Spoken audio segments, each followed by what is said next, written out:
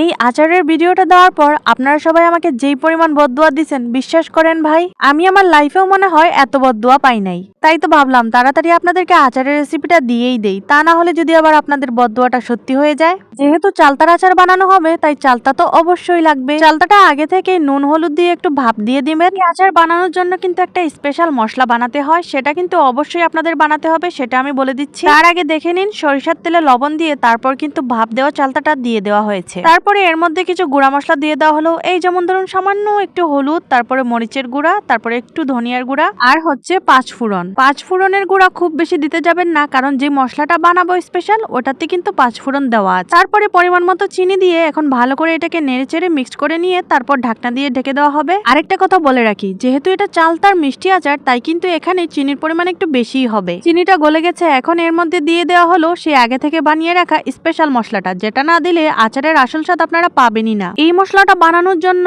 পাঁচফোড়ন, ধনিয়া, জিরা, শুকনো মরিচ সবকিছু একসাথে টেলে নিয়ে তারপর গুঁড়ো করে নিতে হবে। চালতাটা যখন প্রায় হাফ সিদ্ধ হয়ে আসবে তখনই কিন্তু এই মশলাটা উপর থেকে দিয়ে দিবেন। ও শুরুতে একটা কথা বলতে তো ভুলেই গেছি, এখানে কিন্তু আস্ত রসুন ব্যবহার করা হয়েছে। আপনারা চাইলে সেটা স্কিপ করতে পারেন, আবার চাইলে দিতেও পারেন, যার যেটা পছন্দ। আমাদের রসুন পছন্দ তাই আমরা রসুন দিয়েছি, আপনারা চাইলে নাও দিতে পারেন। এই তো রেডি হয়ে গেল সুস্বাদু মিষ্টি চালতার আচার। বাসায় কিন্তু অবশ্যই ট্রাই করবেন।